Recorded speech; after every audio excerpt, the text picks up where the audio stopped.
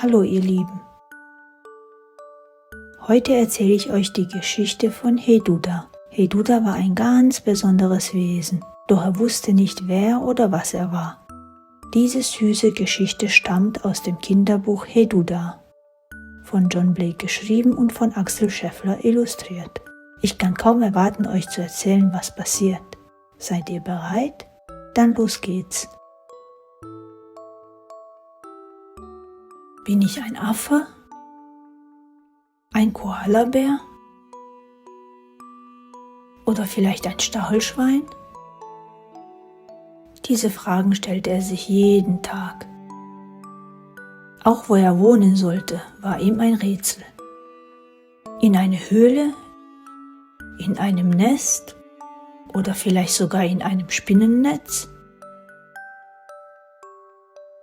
Und dann war da noch die Sache mit dem Essen.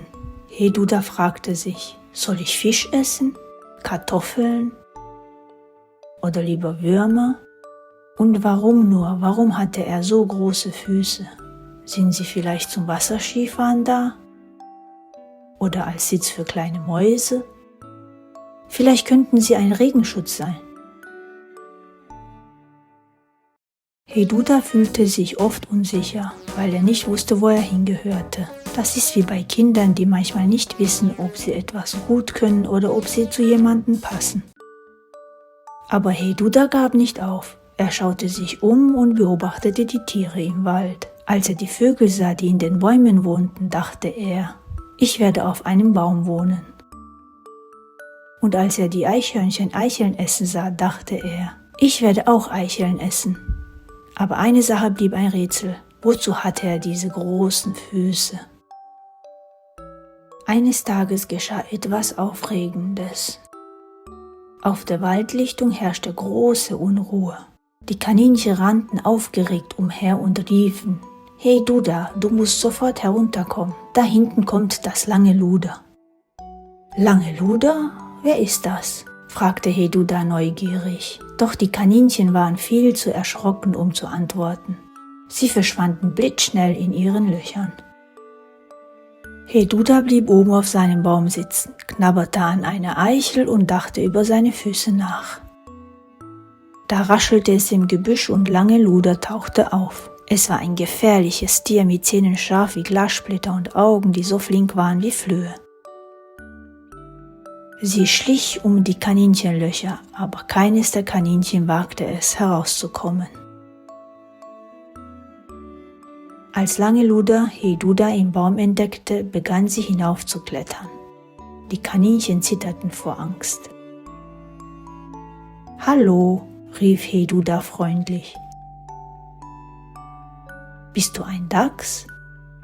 Ein Elefant? Oder vielleicht ein schnabeliges Schnabeltier?« »Nein, mein Freund«, flüsterte Lange Luder leise, »ich bin ein Wiesel.« »Wohnst du in einem Teich? Auf einem Damm? Oder in einer Hundehütte?« fragte Heduda weiter. »Nein, mein Freund«, zischte das Wiesel, »ich wohne in der dunkelsten Ecke des Waldes.« »Frisst du Kohl? Insekten? Oder Obst?« wollte Heduda wissen. »Nein, mein Freund«, fauchte Lange Luder, »ich fresse Kaninchen. Kaninchen wie dich.« Jetzt wurde Heduda ganz blass.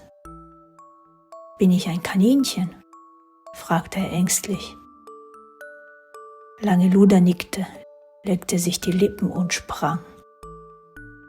Doch Heduda reagierte blitzschnell. Er drehte sich um und schlug mit seinen großen Füßen aus. Mit einem mächtigen Tritt schickte er Lange Luder weit, weit weg, zurück in die dunkelste Ecke des Waldes. Die Kaninchen jubelten. Sie hüpften umher, riefen Hurra und umarmten sich vor Freude. »Heduda, du bist ein Held.« Da überlegte Heduda, wie komisch, ich dachte, ich wäre ein Kaninchen. Manchmal wissen wir nicht genau, wer wir sind. was wir können oder wohin wir gehören. Das kann unsicher machen, aber es ist auch eine spannende Reise. Wie Hey Duda können wir Neues ausprobieren, Fehler machen und dazulernen. Und wisst ihr was? Manchmal entdecken wir etwas ganz Besonderes an uns.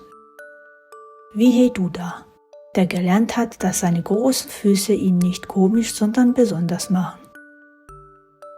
Ihr seid einzigartig und genau das macht euch wunderbar.